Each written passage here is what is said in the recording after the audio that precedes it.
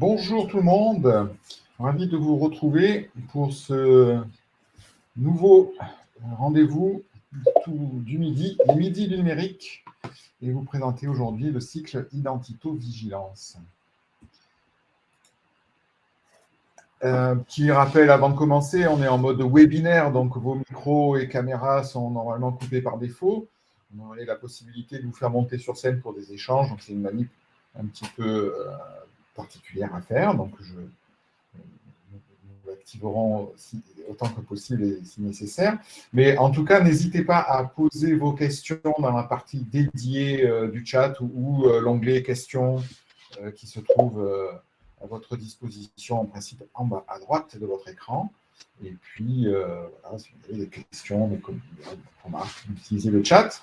Vous signalez que cette session est enregistrée, que le replay sera disponible dès la fin de ce webinaire sur ce même lien et ultérieurement sur les réseaux sociaux. On vous fera passer cette information dès que c'est opérationnel. Les interlocuteurs et intervenantes du jour, Manuela Oliver, qui est notre référente identito-vigilance au grade et active, très active au GRIV. Nadège Vanès qui va nous rejoindre dans un petit moment, qui est membre avec Mehdi et moi-même du collectif SI, et on vous accompagnera régulièrement autour de ces moments.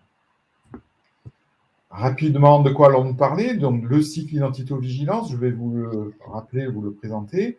Ensuite, je laisserai tout de suite la parole à Manuela qui va rentrer dans le vif du sujet avec le sujet du jour, comprendre l'INS. Et puis, on prendra un petit temps de questions-réponses et conclusions à la fin. Les prochains rendez-vous de ce cycle, eh bien, donc aujourd'hui, on est sur comprendre l'INS. La semaine prochaine, Manuela nous expliquera comment mettre en œuvre l'INS. La semaine suivante, le 30 novembre, comment organiser, structurer sa cellule d'identité-vigilance. L'identification primaire et secondaire seront traitées le 7 et le 14 décembre. Et puis, on se pose la question encore, honnêtement, de maintenir ou pas un atelier le 21. On vous tiendra au courant. Les sujets ne manquent pas, c'est juste que c'est la période des fêtes. Et donc, à voir. Ah, et donc, je vais te laisser la parole tout de suite, Manuela. Je te laisse reprendre le partage.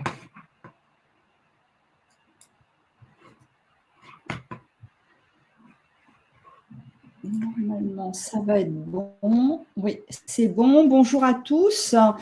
Donc, je vais vous présenter alors les éléments essentiels de l'INS sur ce petit webinaire. Mais évidemment, si vous souhaitez en savoir plus et aller plus loin, il y a d'autres webinaires plus longs qui sont organisés. Vous aurez les dates et les liens d'inscription à l'issue de cette présentation. Donc, tout d'abord, l'INS, qu'est-ce que c'est? C'est l'identité nationale de santé. Et c'est une identité qui doit être obligatoirement utilisée depuis le 1er janvier 2021. Ça fait partie des projets socles de la feuille nationale de route du numérique en santé.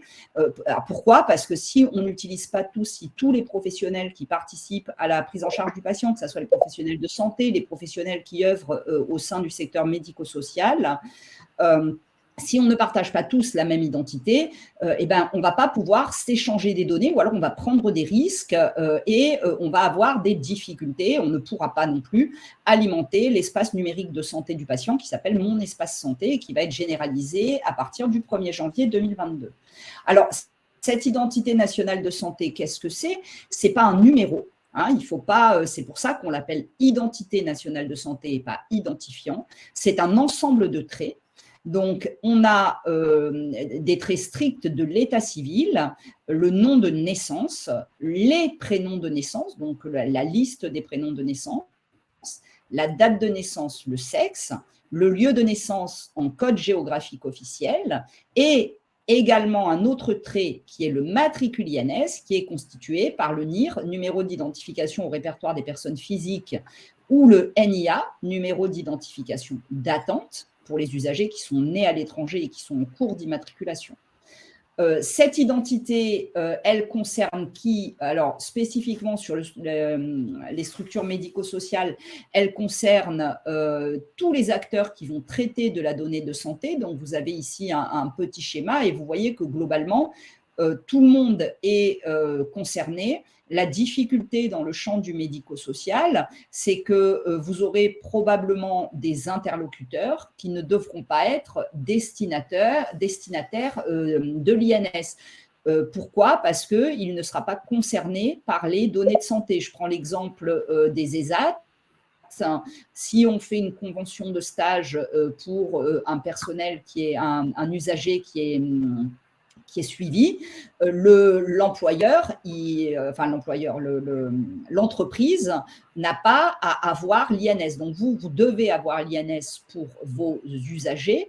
Par contre, vous ne devez pas la transmettre à tous vos interlocuteurs. Et là, il n'y a que vous qui pouvez décider à qui on la transmet ou à qui on ne la transmet pas. Et c'est ça qui fait un petit peu la complexité dans le monde médico-social.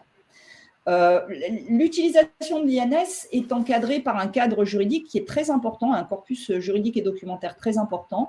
Il y a 2 décrets et un arrêté. Donc l'arrêté, il est majeur parce qu'il porte 3 documents opposables que sont le référentiel INS V2, le guide d'implémentation qui est opposable à vos éditeurs et qui leur dit c'est comme ça qu'il faut que soient vos outils, il faut qu'il y ait tel champ, il faut que ça soit récupéré comme ça, et c'est opposable, donc les éditeurs sont obligés de faire évoluer leurs outils. Et le référentiel national d'identité-vigilance, ou RNIV, il y a 5 volets qui ont été publiés, les volets 0 à 4, on verra un tout petit peu plus tard ce qu'ils recouvrent, et qui sont opposables à tous, usagers, professionnels, éditeurs. Alors, l'INS, on ne l'utilise pas, l'utilisation de l'INS est très encadrée justement par ce corpus juridique. Je vous en livre les principales mesures. L'INS ne peut être utilisé que par les professionnels de la santé et du médico-social. Ça revient un peu à ce que je vous disais, on ne doit pas la transmettre ou permettre à une entreprise de l'utiliser. Et on ne peut pas l'utiliser dans toutes les conditions.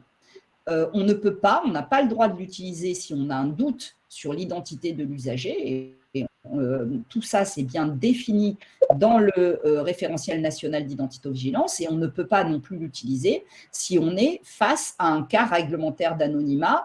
Donc, ce qui peut peut-être vous concerner, vous, c'est les XAPA, où on prend en charge des usagers toxicomanes. Voilà. Toutes ces mesures de sécurité sont précisées dans le référentiel INS V2. Alors, il y a de forts enjeux sur l'utilisation de l'INS. Évidemment, il y a des contraintes, puisque ça a rendu opposable le RNIV, et le RNIV, il est quand même exigeant en termes de sécurité, d'identification. Il y a des contraintes, mais il y a de forts enjeux. En particulier l'harmonisation des pratiques, c'est-à-dire le partage de la même identité entre professionnels, la confiance entre professionnels. Pourquoi? Parce que si je reçois par exemple une donnée, alors je vais prendre un exemple sanitaire, vous m'en excuserez, d'un médecin généraliste et que je me dis, moi ce médecin, je n'ai pas confiance dans la façon dont il vérifie l'identité et dans la façon dont il récupère l'identité, à ce moment-là, je ne vais pas vouloir récupérer la donnée pour préserver l'intégrité de mes données à moi. Donc, c'est très important que tout le monde respecte les règles pour qu'il y ait une confiance entre acteurs. Alors je ne vais pas tout vous lire sur la diapo, ce qu'il faut savoir, c'est que cette INS va être indispensable pour alimenter, excusez-moi, le DMP et à terme pour bien identifier l'usager dans tous les outils régionaux de e-parcours, par exemple, que vous serez probablement amené à utiliser dans le cadre de l'accompagnement de vos usagers. Une mesure qui est extrêmement importante, c'est que l'INS ne peut être utilisée que si elle est qualifiée. Qualifiée, ça veut dire 2 choses. Ça veut dire elle doit être récupérée en utilisant un téléservice. Et là, c'est vos logiciels qui doivent évoluer et on a être conforme au guide d'implémentation. Mais l'identité de l'usager qui est présent, que vous prenez en charge, doit être vérifiée au moins une fois, hein, on ne dit pas à chaque venue, mais au moins une fois, par rapport à une pièce d'identité. Alors, pourquoi faut-il vérifier l'identité ? Tout simplement parce que l'identité nationale de santé, c'est l'identité qui provient des bases d'état civil de référence et c'est l'identité officielle, mais il y a des usagers qui ne vont pas obligatoirement utiliser leur nom de naissance. Ils vont probablement utiliser le nom marital, par exemple. Il y a des usagers qui peuvent utiliser un autre prénom que le premier prénom officiel de l'état civil, soit un autre prénom de la liste des prénoms, ou alors un prénom arrangé, hein, quelqu'un qui s'appelle Hélène à l'état civil, qui peut se faire appeler Elena, par exemple. Et l'idée, c'est vraiment, quand vous recevrez l'INS, hein, par interrogation de ce téléservice, de pouvoir vous assurer que ça correspond bien à l'identité de l'usager qui est en face de vous. Et, y compris si vous l'avez toujours connu sous le nom de Elena et que le prénom de Elena et que le téléservice INSI vous ramène Hélène. Hein. Donc, vous voyez, c'est très important de vérifier au moins une fois l'identité de l'usager. Pour faire un petit focus sur le RNIV, je vous disais qu'il y avait plusieurs volets. Les 5 premiers ont été publiés. Vous êtes concerné par le volet 1 qui concerne tous les acteurs, hein, que ce soit le libéral, le sanitaire hospitalier, privé, public et le médico-social. Et vous êtes concerné spécifiquement par le volet 3 qui concerne la mise en œuvre de l'identitovigilance dans ce qu'on a appelé les structures non hospitalières, donc tout le monde médico-social, mais aussi les laboratoires de biologie médicale de ville, les cabinets de radiologie de ville, etc. Et ce volet 3, c'est plus des éléments de gouvernance, de gestion des risques et de pilotage. Il y a 2 volets qui ne sont pas encore publiés, hein, c'est le volet gouvernance régionale et le volet politique et gouvernance nationale. Ce RNIV, il traite de beaucoup de choses. Vous avez ici, de façon très brève, les grands chapitres. Hein. Il parle évidemment de gestion de l'INS et de ce qu'on appelle l'identification primaire, c'est-à-dire toutes les règles que je dois respecter quand je vais accueillir un usager et le saisir dans mon dossier unique informatisé. Il traite aussi de ce qu'on appelle l'identification secondaire. Là, c'est s'assurer que la bonne prestation est délivrée au bon usager. Par exemple, je vais prendre le cas d'un EHPAD. On administre des médicaments en EHPAD. Ben, il faut s'assurer que le médicament qu'on administre est bien prescrit et bien destiné à la bonne personne âgée. Ce RNIV parle de gestion des risques, hein, de tout ce qu'on doit mettre en œuvre pour prévenir et corriger les erreurs. Et enfin, il parle de bonnes pratiques de gouvernance. Donc, en gros, quelles sont les instances que je dois mettre en place, quelle organisation je dois mettre en place et comment je pilote finalement l'identitovigilance dans ma structure. Et vous voyez finalement que dans le cycle de webinaire identitovigilance, Philippe propose de reprendre chacun de ces grands volets du RNIV pour vous en faire une présentation synthétique. Alors, je voulais vous présenter très brièvement le fonctionnement du téléservice de l'assurance maladie. Ce téléservice, il permet 2 opérations. Tout d'abord, de récupérer l'INS et ensuite de vérifier l'INS. Pour accéder à ce téléservice, il est indispensable que le professionnel qui accède soit authentifié de façon forte. Il y a 2 façons. L'utilisation de cartes CPX nominatives, donc pour vous, ça sera des cartes CPE, cartes de personnel d'établissement. Donc nominative, hein, ce n'est pas celle du directeur. Chaque professionnel doit en avoir une à son nom. On peut aussi utiliser un certificat serveur pour accéder au téléservice. C'est une possibilité qui est offerte depuis le mois de septembre. Maintenant, peut-être que vos éditeurs proposent pas encore l'appel au téléservice par certificat serveur, puisque la possibilité est très récente et qu'ils auront besoin de faire évoluer leurs outils. Alors, une fois qu'on accède au téléservice, on va l'interroger. On va l'interroger pour récupérer l'INS. On a 2 façons de l'interroger. Soit on lit la carte vitale Ça veut dire qu'il vous faudra des lecteurs de cartes bifentes ou 2 lecteurs monofentes, hein, une pour la carte CPE et une pour la carte vitale. Mais si vous n'avez pas la carte vitale parce que ce n'est pas dans les usages, parce que vous n'avez pas l'habitude de la demander, hein, ça dépend des pratiques, vous pouvez tout à fait interroger le téléservice par les traits d'identité. À ce moment-là, il faut utiliser obligatoirement le nom de naissance, un des prénoms de naissance, la date de naissance et le sexe. Là, qu'est-ce qui va se passer ? Soit dans la base nationale d'identité, il n'y a qu'une seule identité qui correspond au trait que vous avez utilisé par la recherche. Il va vous proposer cette identité. Soit il ne trouve pas d'identité. Alors ça peut arriver pour des usagers qui sont nés à l'étranger. Et à ce moment-là, il va vous dire, moi, je ne trouve pas d'identité. Donc, la seule solution à ce moment-là, c'est d'essayer d'avoir la carte vitale et de réinterroger le téléservice par lecture de la carte vitale. Ou alors, il y a un troisième cas de figure, il peut vous dire, j'ai plusieurs patients qui correspondent aux traits que vous avez utilisés pour la recherche. À ce moment-là, si vous n'avez pas saisi, par exemple, le code du lieu de naissance, vous pouvez essayer de refaire une recherche en complétant l'identité, donc le code du lieu de naissance, les autres prénoms, par exemple, pour essayer d'obtenir une réponse où il vous dira une seule identité trouvée. Pourquoi ? Parce que c'était une exigence de la CNIL. Hein. Le téléservice vous affichera jamais 2 identités en vous disant bah, j'en ai 2, choisis laquelle te convient. Ce n'est pas possible. Il ne peut en afficher qu'une, hein, c'est de la confidentialité. Ça a été une exigence CNIL. Et puis des fois, peut-être, ça arrive, on ne trouvera pas d'identité. Après, il faut mener les enquêtes, mais on verra ça lors du webinaire identification primaire où on ira un petit peu plus loin là-dessus. Voilà, je vous ai tout dit. Donc, le RNIV dit que l'utilisation de la carte vitale est à privilégier. Pourquoi il dit ça ? Il dit ça parce qu'on a plus de chances de succès d'avoir une réponse, une seule identité trouvée si on utilise la carte vitale. Alors, j'en ai fini avec cette brève présentation qui était extrêmement synthétique. Hein, vous avez pu le constater sur le sujet. Si vous voulez en savoir plus, on propose des webinaires alors qui sont d'une durée plus importante. Hein, ça dure 1h30. Donc là, ce sont des choses extrêmement détaillées.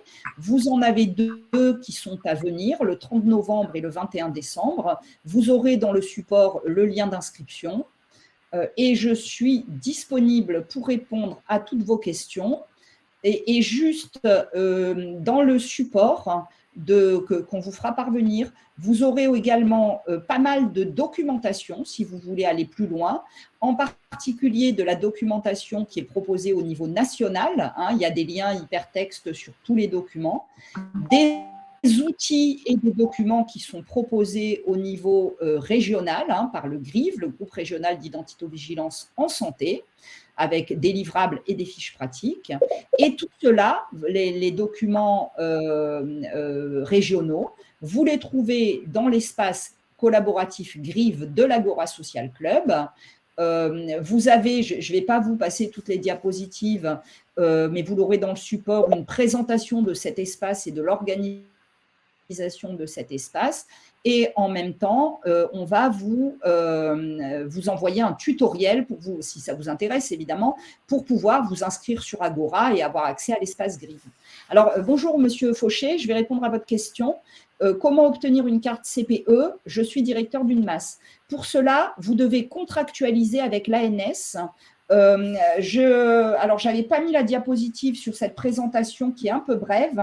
Je vous enverrai les éléments. En fait, il faut contractualiser avec l'ANS et une fois que vous avez votre carte en tant que directeur, vous pouvez commander les cartes pour vos professionnels. Il y a 2 services, le service TOM et le service TOP. Je vous envoie la documentation plus spécifique et l'adresse mail à laquelle il faut s'adresser.